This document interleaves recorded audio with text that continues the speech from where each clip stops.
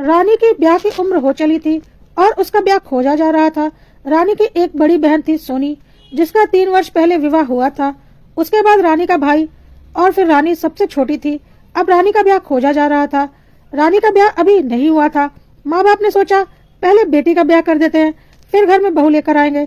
रानी भी अपने सपनों के राजकुमार की खुशियों में खोई रहती थी और अपने आने वाले जीवन के सपने देख रही थी, लेकिन तकदीर को कुछ और ही मंजूर था। रानी की बड़ी बहन सोनी, पता नहीं अचानक उसे क्या हुआ कि वह दुनिया छोड़कर चली गई। और उसकी एक छोटी बेटी थी जो कि 1 वर्ष की थी। अचानक एक दिन सुबह सोनी के सीने में दर्द हुआ और अस्पताल ले जाने से पहले ही उसकी मृत्यु हो गई। डॉक्टर ने हार्ट अटैक की बात कही। किसी ने सपने में भी नहीं सोचा था कि इतनी कम उम्र में ऐसे हार्ट अटैक से सोनी की मृत्यु हो जाएगी। घर में मातम पसर गया।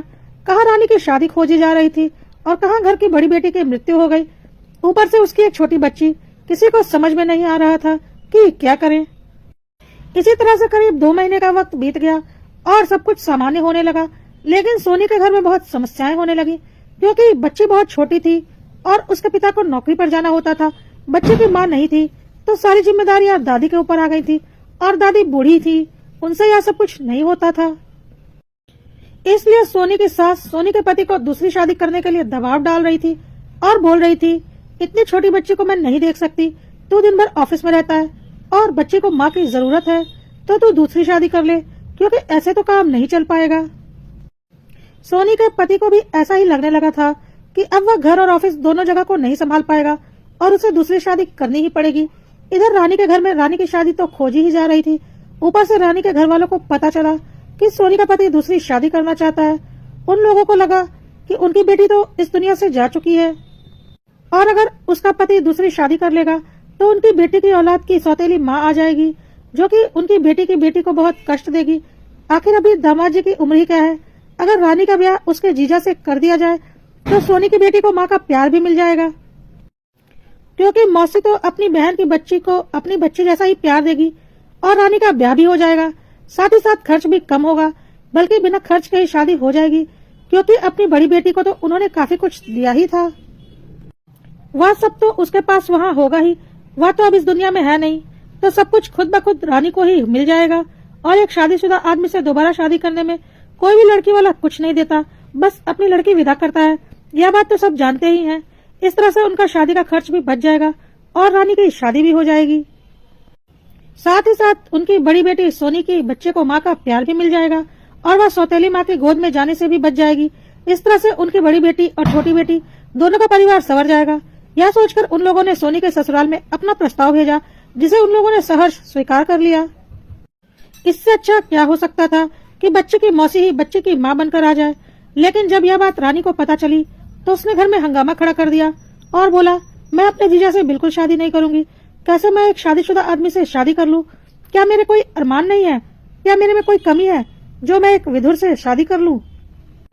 मेरी इच्छाओं का क्या होगा? मेरे में क्या कमी है जो मैं समझौते वाली शादी करूं? मैं क्यों किसी और की सौतेली माँ बनूं? ठीक है, मैं बच्चे की मौसी हूँ, तो मुझे मौसी ही रहने दो। उसकी माँ बनाने की क्या जरूरत? मैं यह शादी नहीं करने वाली, चाहे कुछ भी हो जाए। मेरे भी कुछ अरमान है। मैं एक शादीशुदा आदमी से शादी करके अपने सारे अरमानों को कैसे मार दूं? यह नहीं हो सकता। लेकिन रानी के घर वाले बिल्कुल नहीं मानने को तैयार थे। उनका कहना था कि तुझे तो अपने जीजा से शादी करनी ही पड़ेगी। इस तरह से दोनों के घर बस जाएंगे, तेरी शादी भी हो जाएगी और तेरी बड़ी बहन का परिवार बिखरने से भी बच जाएगा। सब कुछ तेरे हाथों में है, तुझे यह शादी करनी ही पड़ेगी। रानी ने बहुत रोना धोना किया, पर उसके मायके वाले नहीं माने और जबरदस्ती उसकी शादी उसके जीजा से करवा दिया। मायके वाले तो अपना स्वार्थ देख रहे थे कि उनकी बड़ी बेटी के बच्चे को माँ का प्यार भी मिल जाए और उनकी छोटी बेटी की शादी भी हो जाए, वह भी बिना किसी खर्च के। वैसे भी यह एक विधुर की शादी थी, तो उन्होंने कोई खर्च नहीं किया, सिंपल सी मंदिर में जाकर शादी कर दी। साथ ही साथ उन्होंने शादी में कुछ दिया भी नहीं, रानी को कोई जेवर तक नहीं दिए। उनका सोचना था कि सोनी को तो इतने जेवर दिए ही थे, तो दोबारा देने की क्या जरूरत, वह सब तो रानी को मिल ही जाएंगे। एक तरह से रानी का कोई हक उसके मायके वालों ने उसे नहीं दिया, साथ ही उसके सारे अरमानों को भी खत्म कर दिया। रानी को बहुत गुस्सा आया कि उसका जीवन उसके मायके वालों ने ही बर्बाद कर दिया और वह अपने मायके वालों से नफरत करने लगी। साथ ही साथ जब वह विदा होकर आई तो अपने ससुराल वालों से भी नफरत करने लगी और उन्हें भी खरी खरी सुना दी। रानी के जीजा ने जैसे ही उससे कुछ बोलना चाहा तो वह बोली, मेरे मायके वाले जितने गिरे हुए हैं उससे कम आप भी नहीं हो। आप भी तो अपने स्वार्थ में अंधे हो गए और सोचा कि आपके बच्चे को अगर उसकी मौसी ही माँ बनकर मिल जाए तो आपकी शादी भी हो जाएगी और आपका परिवार भी बस जाएगा और साथ ही साथ आपके बच्चे को माँ का प्यार भी मिल जाएगा और वह सौतेली माँ के चंगुल में जाने से भी बच जाएगी। लेकिन आपने एक बार भी यह नहीं सोचा कि मेरा क्या होगा, क्योंकि मैं तो एक कुंवारी लड़की थी, उम्र में भी आपसे काफी छोटी हूँ, लेकिन आपने सिर्फ अपना स्वार्थ देखा और मेरी जिंदगी बर्बाद कर दी अपने स्वार्थ में। आप कह सकते थे कि नहीं, मैं रानी से शादी नहीं करूंगा, लेकिन आप तो तुरंत ही मुझसे शादी करने को तैयार हो गए, क्योंकि आपको सिर्फ और सिर्फ अपना स्वार्थ दिख रहा था। जितनी नफरत मैं अपने मायके वालों से करती हूँ, उतनी नफरत मैं आप लोगों से भी करती हूँ। मुझे किसी से कोई मतलब नहीं, आप सबने मेरी जिंदगी खराब कर दी और अब मैं जो करूंगी अपने आप को खुश रखने के लिए करूंगी और आप लोगों को खुश नहीं रहने दूंगी। रानी का जीजा, जो कि अब रानी का पति बन चुका था, यह सब सुनकर हैरान था। उसने सपने में भी नहीं सोचा था कि रानी से शादी करने का फैसला इतना गलत होगा। और रानी गलत भी क्या बोल रही थी, एक एक बात तो वह सही बोल रही थी। रानी का बोलना था, आप चाहते तो किसी ऐसी लड़की को ब्याह करके ला सकते थे जिसकी शादी में दिक्कत थी, या कोई विधवा या कोई छोड़ी हुई लड़की जिसे आपकी जरूरत थी, लेकिन आपने एक अच्छी खासी कुंवारी लड़की से शादी करके मेरी जिंदगी खराब कर दी। तो मैं आपकी जिंदगी क्यों संवारने दूं? आपने सोचा होगा कि मैं आपकी बेटी को माँ का प्यार दूंगी, और मेरे मायके वालों ने भी यही सोचा कि मैं उनकी नतनी को माँ का प्यार दूंगी, लेकिन ऐसा कभी नहीं होगा। अगर मुझे इसकी मौसी रहने दिया होता तो मैं जीवन भर इससे प्यार करती और जो बन सकता मैं इसके लिए करती, लेकिन अब मैं इसकी माँ बन चुकी हूँ, बल्कि जबरदस्ती बना दी गई हूँ, वह भी सौतेली माँ। तो अब मैं सौतेली माँ बनकर दिखाऊंगी। मुझे कोई मतलब नहीं कि यह मेरी बहन की बेटी है या जो भी है, मेरे लिए यह सिर्फ मेरी सौतेली बेटी है और मैं सौतेली बेटी को अपनी बेटी जैसा प्यार कभी नहीं दे सकती। कहकर रानी अपने कमरे में चली गई और दरवाजा जोर से बंद कर लिया। रानी की सास और पति देखते रह गए। किसी के पास उसकी बातों का कोई जवाब नहीं था। अगले दिन रानी की माँ का फोन आया तो उसने अपनी माँ को भी खरी खरी सुना दी और बोला, तुम लोगों ने अपने पैसे बचाने के लिए मेरी जिंदगी खराब कर दी। अब देखो मैं क्या करती हूँ, और हाँ, मुझसे कोई संपर्क रखने की जरूरत नहीं, तुम सब मेरे लिए मर चुके हो और मैं तुम्हारे लिए। कहकर रानी ने फोन काट दिया। रानी अब इस नए परिवार में खुद को ढालने की कोशिश कर रही थी, पर वह अपनी बहन सोनी की बेटी का बिल्कुल भी ख्याल नहीं रखती और उससे दूरी बनाकर रखती। एक दो बार रानी के पति ने उससे बोला कि जो भी कुछ हो गया उसे भूल जाओ और बेटी को अपना लो, लेकिन रानी इसके लिए बिल्कुल तैयार नहीं थी। रानी ने साफ साफ बोल दिया कि दीदी की बेटी आरजू इस घर में नहीं रह सकती, इसे किसी हॉस्टल में डाल दो। अगर यह मेरे सामने रहेगी तो क्या पता मैं इसके साथ बुरा व्यवहार करूं, इससे अच्छा इसे किसी हॉस्टल में डाल दो, उसके बाद ही मैं अपना बच्चा पैदा करने की सोचूंगी। रानी के पति ने बोला, अभी तो यह बहुत छोटी है, 1-2 साल तो गुजरने दो। रानी ने बोला, ठीक है, लेकिन उससे ज्यादा मैं इसके साथ नहीं रह सकती, इसे किसी हॉस्टल में तो डालना ही पड़ेगा, नहीं तो मैं भी इस घर में नहीं रहने वाली। रानी ने पूरे घर में उत्पात मचा दिया इस बात को लेकर। धीरे धीरे समय बीत रहा था और आरजू की दादी ही उसका सब कुछ करती थी। रानी आरजू के लिए कुछ भी नहीं करती। जो सोचकर रानी की शादी इस घर में की गई थी वह तो बिल्कुल भी नहीं हो रहा था। और इसी तरह से आरजू 5 साल की हो गई और रानी की जिद के आगे रानी के पति को झुकना पड़ा और आरजू को हॉस्टल में डाल दिया गया। और साल में एक बार ही आरजू कुछ दिनों के लिए घर आती थी, लेकिन फिर भी रानी उससे कुछ खास लगाव नहीं दिखाती, न ही कोई बातें करती थी। आरजू भी चुपचाप रहती। वह बहुत छोटी थी जब उसकी माँ गुजर गई और उसे कुछ भी नहीं पता था, न ही किसी ने उसे कभी कुछ बताया था। लेकिन जब रानी उससे दूरी बनाकर रखती थी तो आरजू भी उसके बहुत करीब नहीं जाती थी, नहीं तो रानी उसे डांटने लगती। आरजू को कभी भी समझ में नहीं आता था कि उसकी क्या गलती है, उसकी माँ उसे अपने पास क्यों नहीं रखती और उसकी माँ का उससे कोई खास लगाव क्यों नहीं है। रानी को दुख होता था आरजू के साथ ऐसा करके, क्योंकि इसमें आरजू की कोई गलती नहीं थी, बल्कि उसके परिवार वालों और आरजू के पापा और दादी की गलती थी, जिसका खामियाजा आरजू भुगत रही थी। इसलिए रानी उसको हॉस्टल में ही रखती थी ताकि वह उसके साथ कोई दुर्व्यवहार ना करे। आखिर वह उसकी बहन की बेटी थी, लेकिन उसे पता था अगर वह घर में रहेगी तो वह उसके साथ गलत व्यवहार जरूर करेगी, इसलिए वह अधिक से अधिक दूरी आरजू के साथ बनाकर रखती थी।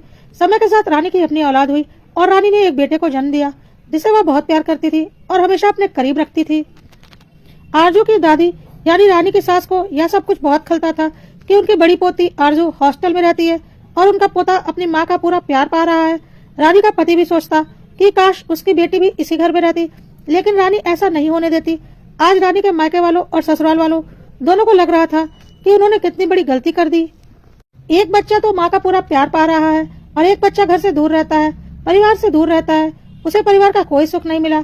लेकिन रानी किसी भी कीमत पर आरजू को साथ रखने को तैयार नहीं होती और आरजू भी को कभी भी अपने करीब नहीं आने देती। इसी तरह से दिन बीत रहे थे।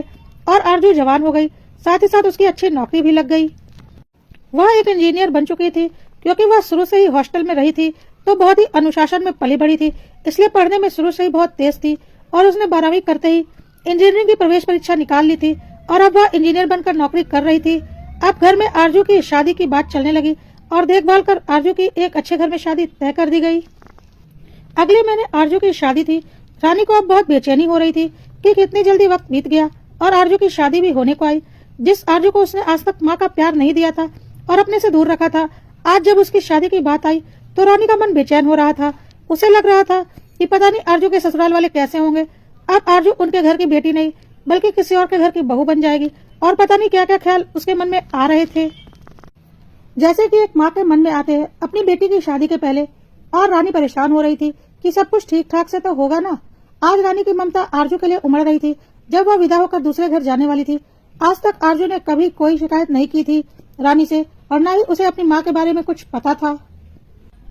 बस आरजू को लगता था कि उसकी गलती क्या है जो उसकी माँ उससे इतना कटी कटी रहती है और कभी उसे अपने करीब नहीं रखा। रानी को भी अब आरजू की बहुत चिंता हो रही थी क्योंकि अब तक भले आरजू उससे दूर थी पर उसके बारे में सारी खोज खबर रानी रखती थी। वह उसका पूरा ख्याल भी रखती थी। उसे कभी किसी चीज की कोई कमी नहीं होने दी थी, भले ही वह हॉस्टल में रहती थी। रानी अब कुछ वक्त आरजू के साथ बिताना चाहती थी क्योंकि वक्त के साथ धीरे धीरे रानी का गुस्सा भी ठंडा हो चुका था और जिस बात में आरजू की कोई गलती ही नहीं थी उस बात की सजा वह आरजू को कब तक देती। शादी से एक सप्ताह पहले आरजू घर आ गई थी। रानी ने आरजू पर बहुत प्यार जताया। पहली बार आरजू को माँ का प्यार मिल रहा था। हिम्मत करके आरजू ने रानी से पूछा, मम्मी एक बात बताओ, तुम जैसा भाई को प्यार करते हो वैसा मुझे नहीं करती।